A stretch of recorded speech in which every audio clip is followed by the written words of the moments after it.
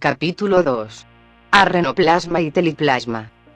De un trabajo en cuyo programa constará la completa revisión de los hechos más notables hasta ahora establecidos, debería esperarse, como es natural, una nueva exposición de las propiedades anatómicas y fisiológicas de los tipos sexuales. Como yo no he realizado investigaciones personales para resolver un tema de tan vastas proporciones, y como, por otra parte, tampoco creo necesario que el objeto esencial de este libro sea contestar a semejantes cuestiones, renuncio de antemano a la tarea, que, de todos modos, considero superior a las fuerzas de un solo individuo. Sería superfluo resumir los resultados que se hallan en la bibliografía, labor realizada cuidadosamente por Havelock Ellis. A juzgar por las conclusiones recogidas por dicho autor, parece hipotético que esa vía nos lleve a deducir tipos sexuales, y la ciencia no por ello podría prescindir de efectuar las nuevas investigaciones a que debe entregarse. En consecuencia, nuestra exposición en este capítulo tendrá más bien un carácter formal y general. Se referirá en primer término a los principios biológicos, aunque asimismo se consideren ciertos y determinados puntos que son esenciales para los trabajos que han de abordarse en el futuro y que facilitan su ejecución. El profano en problemas de biología puede pasar por alto este capítulo sin que por ello corra el riesgo de no poder comprender las argumentaciones posteriores.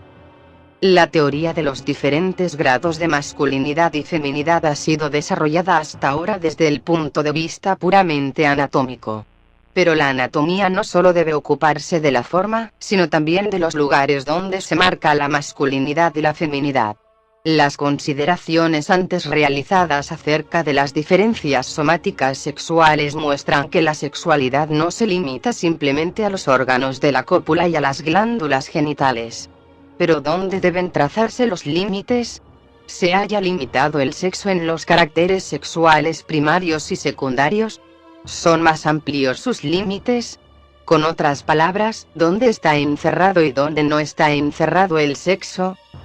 Gran número de hechos observados en los últimos decenios parece que nos obligan a volver a una teoría establecida allá por el año 1840, y que encontró escasos partidarios, pues tanto su fundador como sus impugnadores creyeron que las consecuencias obtenidas no se avenían con los resultados de una serie de investigaciones posteriores, aunque al principio diríase que se hallaban sólidamente establecidas. Me refiero teniendo en cuenta las modificaciones que las nuevas experiencias imponen a la doctrina de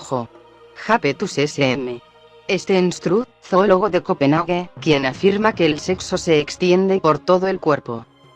Ellis ha efectuado numerosas investigaciones sobre casi todos los tejidos del organismo, y ha podido comprobar diferencias según el sexo. Mencionaré que el tinte típico del hombre y de la mujer difiere considerablemente. Este fenómeno demuestra que existen diferencias tanto en las células de la piel como en las de los vasos sanguíneos. Diferencias que también se encuentran en la cantidad de hemoglobina y en el número de glóbulos rojos contenidos en cada milímetro cúbico de sangre. Bischoff y Rudiger hallaron variaciones en el cerebro, según el sexo, y Justus y Alice Gaule las han observado también, hace pocos años, en los órganos vegetativos, hígado, pulmón, bazo. En efecto, aunque ciertas zonas sean más erógenas que otras, todo el organismo de la mujer tiene una acción de ese tipo sobre el hombre, y, recíprocamente, todo el organismo de un hombre tiene acción excitante y atractiva para la mujer.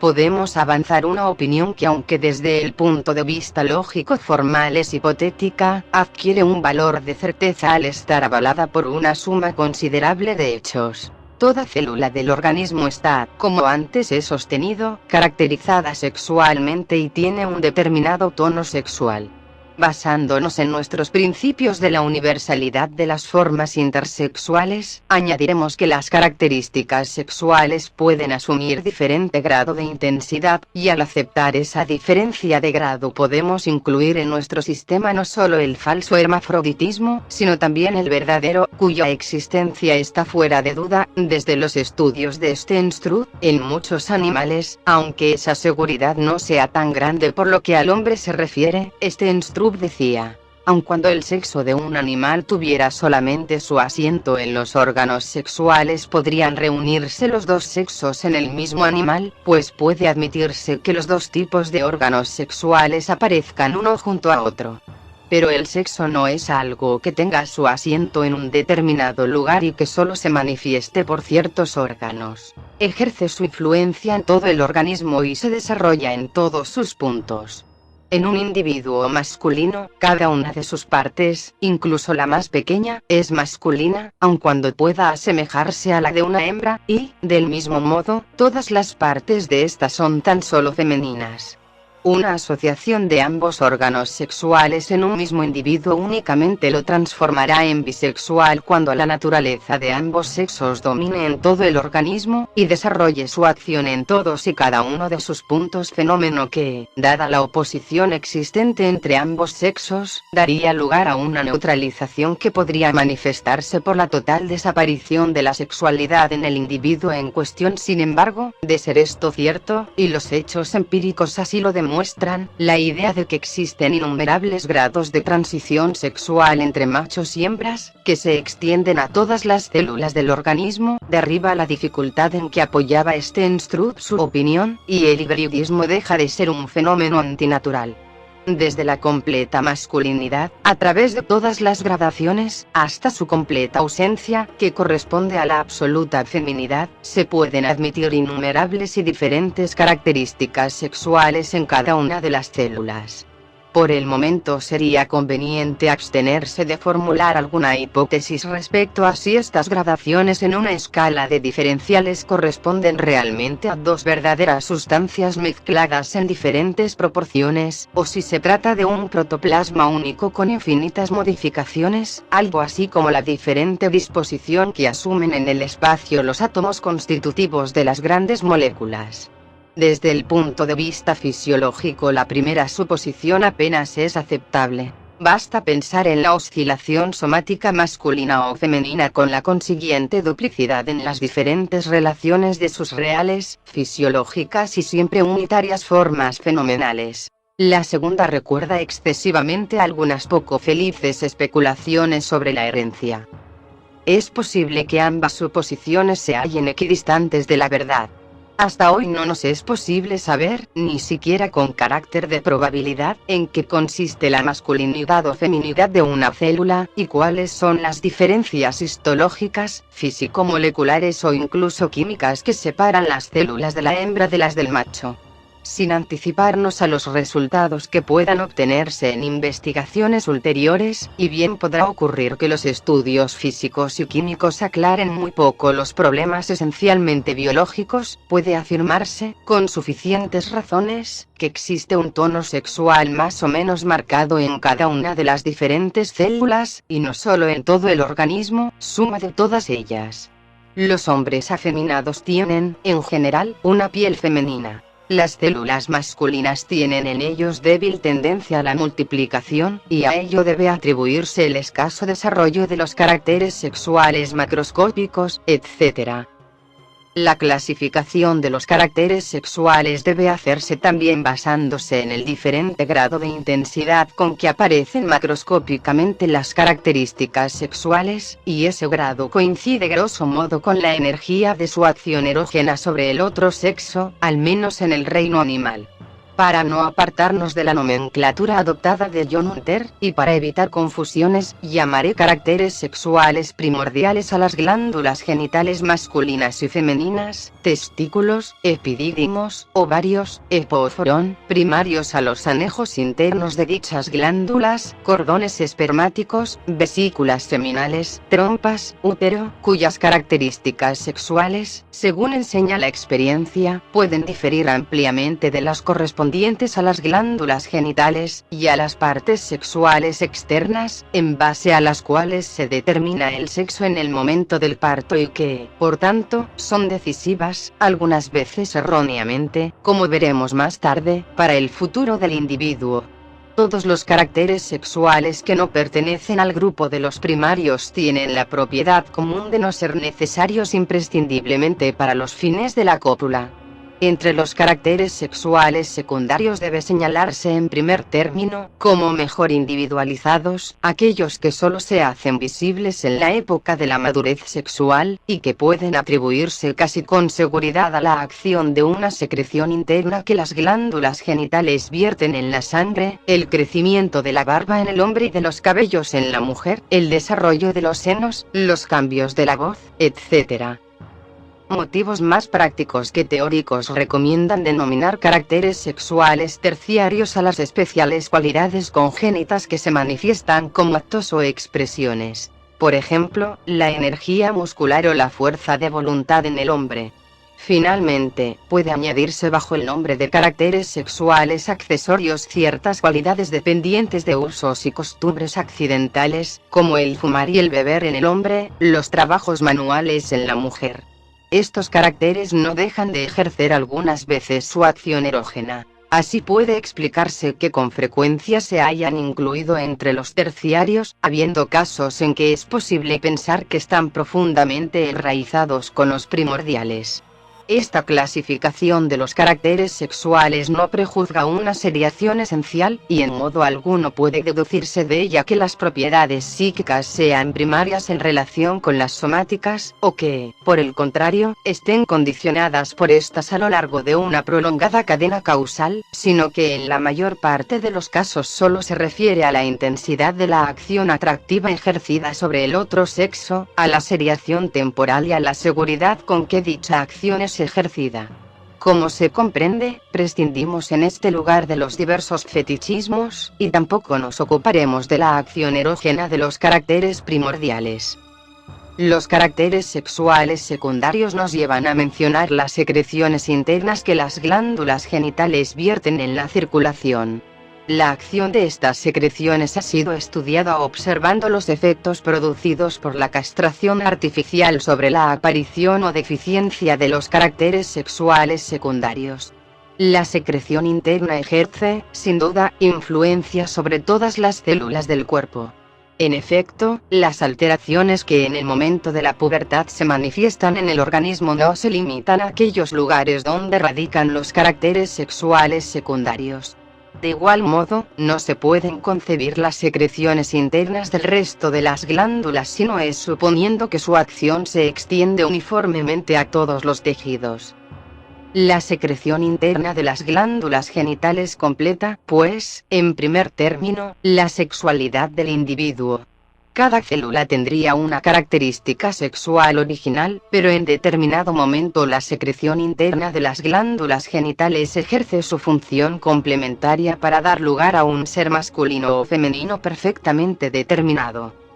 La glándula genital es el órgano en el que la característica sexual del individuo resalta del modo más notable, y donde es posible demostrar con mayor claridad las unidades elementales morfológicas de ella. También debe admitirse que las propiedades de la especie, del género, de la familia de un organismo están representadas en grado máximo en dicha glándula. Del mismo modo que Stenstrup ha postulado con razón que el sexo se haya extendido por todo el cuerpo y no simplemente localizado en específicas partes sexuales, Nageli, De Vries, Oscar Ertwig, etc., han desarrollado y apoyado con argumentos muy sólidos la teoría de que cada célula de un organismo multicelular es portadora de todas las cualidades de la especie, y que éstas se encuentran encerradas de un modo especialmente marcado en las células germinales. Cosa que quizá podrá parecer perfectamente comprensible a los investigadores del futuro, ya que todo ser viviente se origina por estrangulación y división de una sola célula.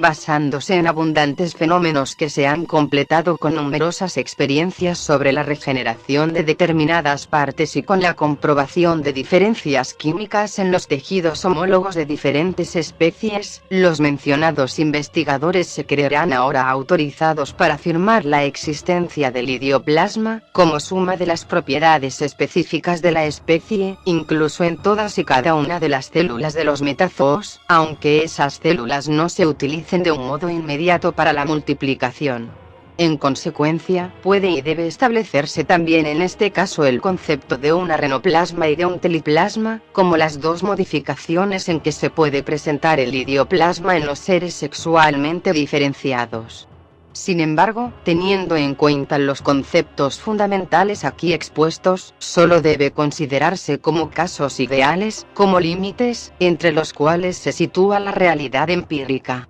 El protoplasma realmente existente se va alejando cada vez más del renoplasma ideal, a través de un real o imaginado punto de indiferencia, hermafroditismo verdadero, llegando a un protoplasma que ya está más cerca del teliplasma. Estas son las consecuencias que pueden ser deducidas de cuanto hemos expuesto, y pido al lector me excuse por el empleo de nuevos términos, empleo que no se debe precisamente al deseo de exaltar la novedad de los hechos.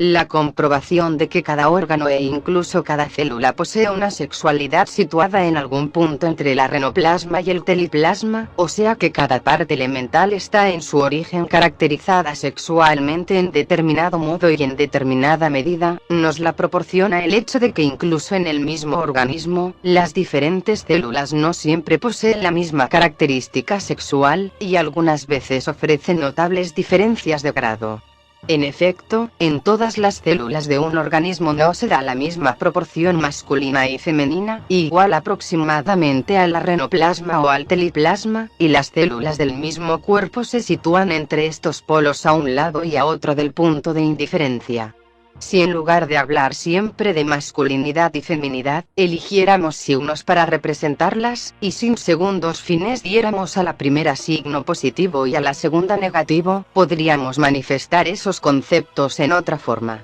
La sexualidad de las diferentes células de un determinado organismo puede no solo diferir en magnitud absoluta, sino también presentar diferente signo. Existen, por lo demás, varones bastante bien caracterizados con escasa barba y muy débil musculatura, o mujeres casi típicas con senos poco desarrollados. Mientras que, en cambio, se hallan hombres afeminados con barba abundante y mujeres con cabello excesivamente corto y barba anormal, pero con senos abultados y pelvis de gran capacidad. Conozco también hombres con muslos femeninos y piernas masculinas, así como sujetos cuya cadera derecha es de tipo femenino y la izquierda de tipo masculino. Frecuentemente las características sexuales presentan diferencias locales en ambos lados del cuerpo, y puede decirse que son tan solo ideales los casos en que se halla una perfecta simetría a derecha e izquierda de la línea media. Tales asimetrías son, por lo demás, frecuentísimas cuando se trata de diferencias de grado. Sirva de ejemplo el desarrollo de la barba. Estas anormalidades de simetría, jamás existe absoluta simetría en las características sexuales, difícilmente pueden atribuirse a diferencias en la distribución de la secreción interna, pues la sangre, aunque no se reparta en igual cantidad en todos los órganos, tiene al menos composición análoga, ya que una de las condiciones para que el estado fisiológico se conserve es el mantenimiento de su composición y cantidad. De no admitir como causa de esas variaciones una característica sexual diferente determinada en cada célula desde el principio del desarrollo embrionario, podría describirse perfectamente el sexo de un individuo tomando como base el tipo al que se aproximan sus glándulas genitales, y entonces el problema resultaría más sencillo de lo que en realidad es. Pero la sexualidad no está distribuida, pudiéramos decir, de una manera normal y fija, pues de ser así bastaría determinar el carácter sexual de una célula para conocer el de todas las restantes. Aun cuando las amplias diferencias en las características sexuales de las diversas células de un mismo individuo constituyan una rareza, se debe admitir, en general, la especificidad de ellas en cada célula en particular. De todos modos hay que convenir en que es mucho más frecuente observar cierta tendencia a la completa uniformidad de la característica sexual, extendida a través de todo el organismo, que comprobar diferencias graduales considerables entre los diversos órganos y todavía más entre las diversas células. El máximo de las oscilaciones posibles debería ser objeto de una investigación en cada caso concreto.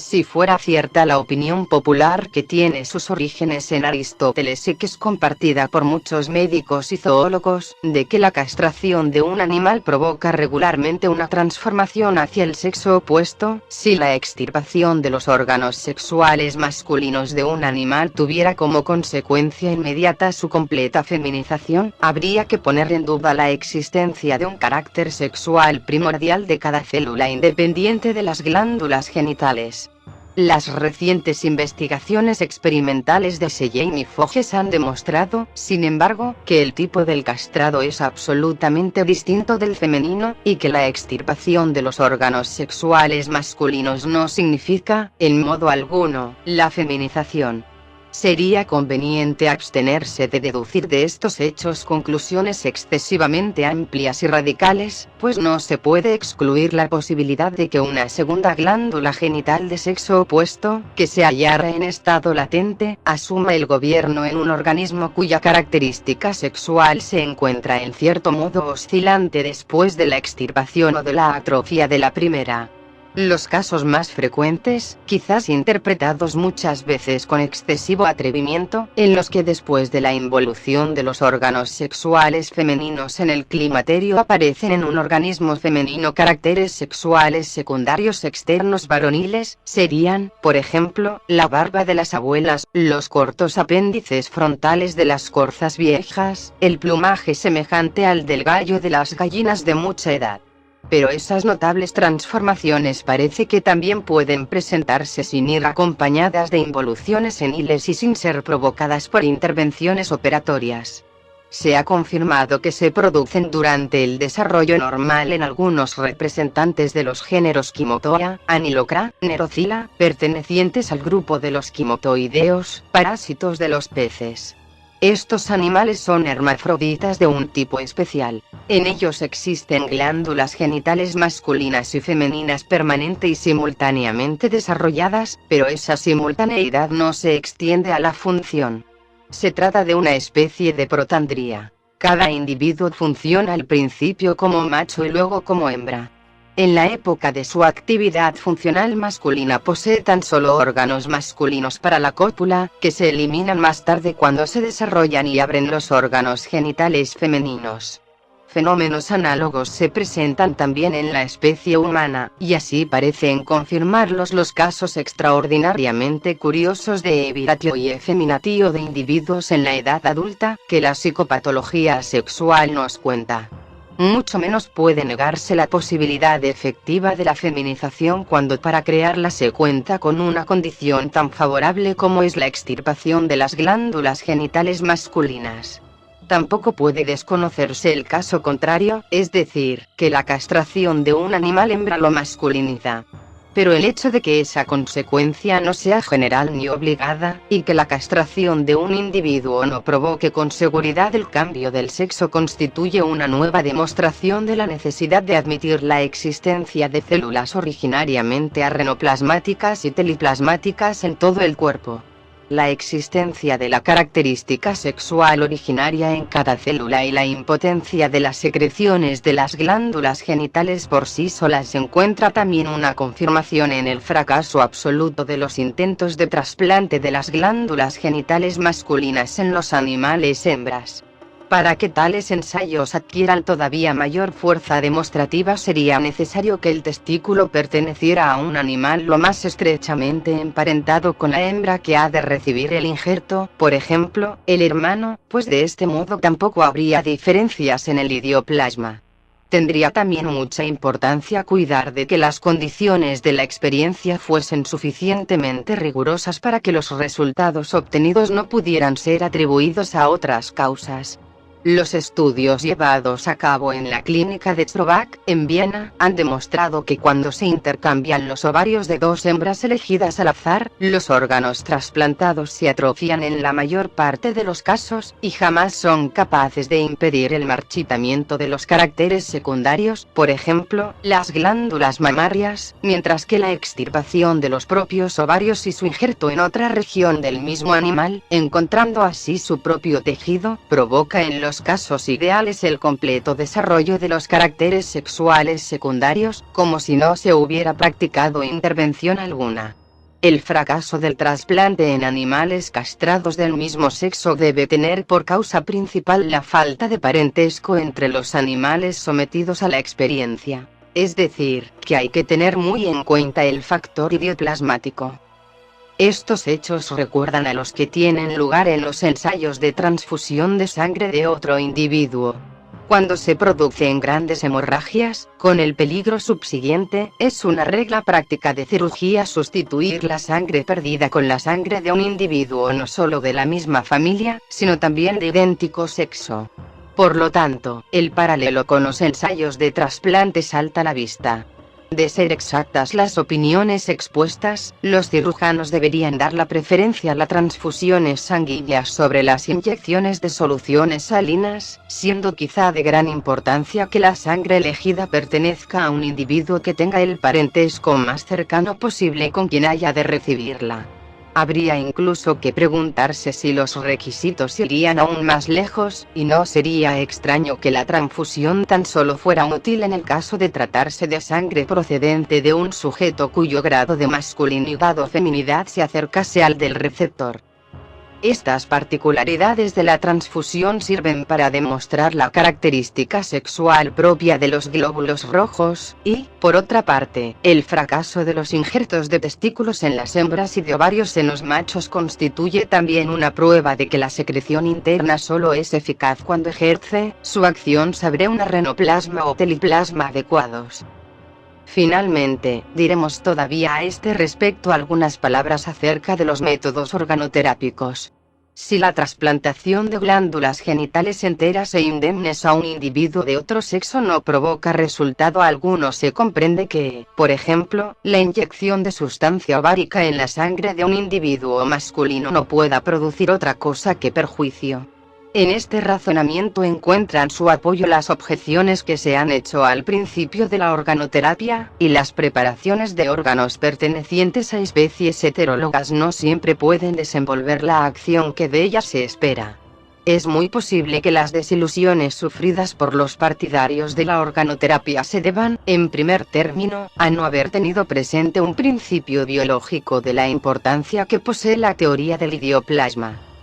La teoría del idioplasma, atribuida también a aquellos tejidos y células de carácter específico que han perdido la capacidad de reproducirse, no ha sido, sin embargo, generalmente aceptada. Sin embargo, todos deben reconocer, al menos, que en las glándulas genitales están encerradas las propiedades de la especie, y por ello el primer postulado será que las preparaciones de dichas glándulas correspondan a animales ligados por el más próximo parentesco, si se desea que este método sea algo más que un buen tonificante. Quizá fuera muy conveniente practicar investigaciones paralelas acerca de la influencia del trasplante de glándulas genitales y de la inyección de extracto de esas glándulas, así como comparar los efectos obtenidos con glándulas procedentes del mismo animal o de animales afines. Por ejemplo, el trasplante de un testículo en la cavidad peritoneal de un gallo y la inyección intravenosa de extracto testicular en otro gallo castrado, preparándose el extracto con los testículos de un animal estrechamente emparentado con el que ha de recibir las inyecciones. De tales experiencias podrían obtenerse importantes conclusiones respecto a la forma de preparar los extractos y a las dosis utilizables en cada inyección. Desde el punto de vista teórico sería también interesante demostrar si las secreciones internas deben su acción a compuestos químicos formados en las células glandulares, o si esa acción es simplemente catalítica y, por tanto, completamente independiente de las dosis administradas. Las investigaciones hasta ahora efectuadas no permiten excluir aún esta última suposición. Era necesario trazar los límites de la influencia de la secreción interna sobre la formación del carácter sexual definitivo para poner a cubierto de objeciones la existencia, desde el principio, de una característica sexual original determinada con diferencias graduales en cada célula. La existencia de dichos grados encuentra también comprobación en las diferencias sexuales ya presentes antes de la pubertad. Aun cuando en la mayor parte de los casos no existen marcadas diferencias de grado en las distintas células y tejidos del mismo individuo, hay siempre notables excepciones que nos muestran la posibilidad de que se presenten grandes variaciones. Los diversos óvulos y espermatozoides, no solo de diferentes organismos, sino también de los folículos y del líquido espermático de un mismo individuo, en el mismo momento y todavía más en momentos diferentes, ofrecen diferencias en el grado de su feminidad y masculinidad.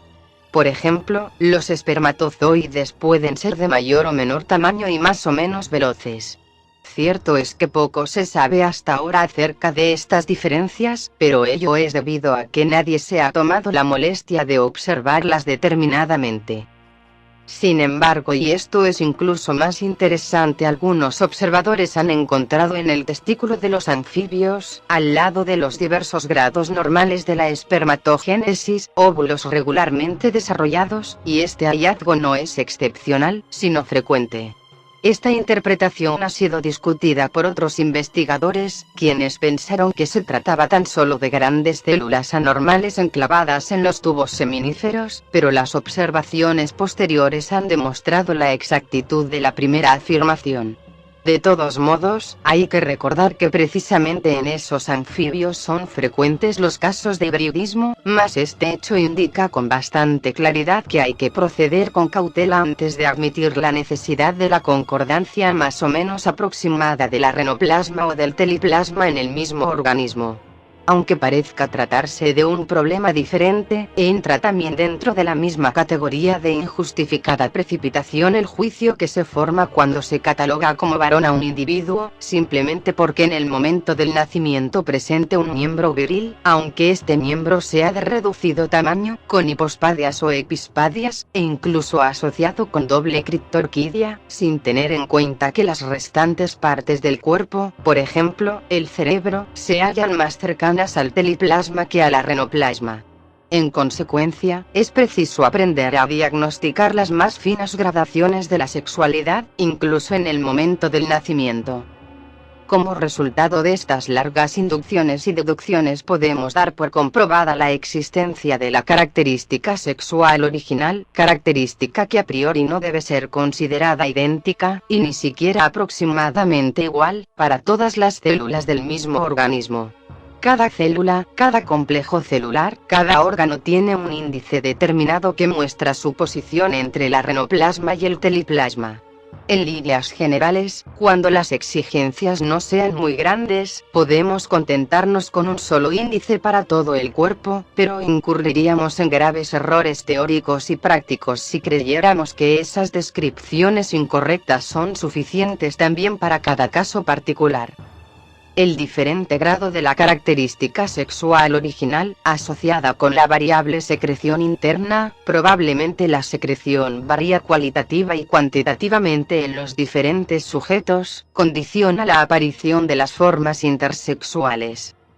El renoplasma y el teliplasma, con sus innumerables gradaciones, son los agentes microscópicos que, unidos con la secreción interna, crean aquellas diferencias macroscópicas que han sido expuestas detenidamente en el capítulo anterior. Aceptando como exactos los conceptos hasta ahora sustentados, resalta la necesidad de emprender gran número de investigaciones anatómicas, fisiológicas e histoquímicas acerca de la diferencia entre los tipos hombre y mujer, en cuanto se refiere a la estructura y función de cada órgano en particular, y a la forma como llegan a diferenciarse el renoplasma y el teliplasma en los diferentes órganos y tejidos. Los conocimientos que hasta ahora poseemos ni siquiera son suficientes para responder a los requisitos de la estadística moderna, siendo, por lo demás, insignificante su valor científico.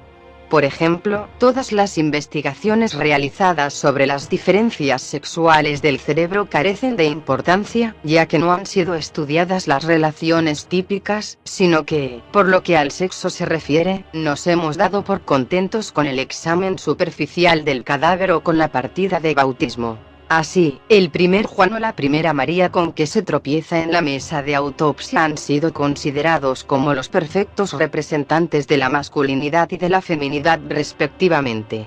Aun cuando se creyera posible prescindir de los datos psicológicos, deberían, al menos, ser objeto de atención algunos hechos referentes a las restantes cualidades somáticas que están en relación con la masculinidad y la feminidad, como la distancia entre los grandes trocánteres femorales, entre las espinas ilíacas anterior-superiores, etc., ya que la armonía de la característica sexual de las diferentes partes del cuerpo es más frecuente que las notables divergencias entre los distintos órganos.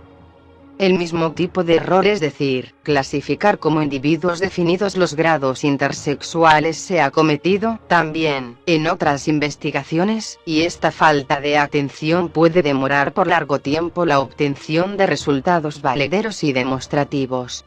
Quien, por ejemplo, se dedique a estudiar las causas del exceso de varones en el momento del nacimiento, no puede prescindir de tener en cuenta esas particularidades, y su omisión es especialmente nefasta cuando se trata de resolver el problema de las causas determinantes del sexo. Ante todo y sobre todo, cualquier individuo que venga al mundo, y que haya de ser objeto de una investigación, debe ser examinado para establecer su posición entre la condición masculina y femenina, y únicamente así se podrá confiar en las hipótesis emitidas y en los métodos de estudio que se empleen. Si un investigador clasifica los grados intersexuales tan solo del modo superficial hasta ahora seguido, podría citar como casos positivos algunos que un profundo examen demuestra que no lo son, y, en cambio, como ejemplos negativos, otros que son positivos. Si no se admitieran los tipos de hombre y de mujer ideales, se carecería de una unidad de medida aplicable a la realidad, y habría que contentarse con tanteos inseguros y superficiales.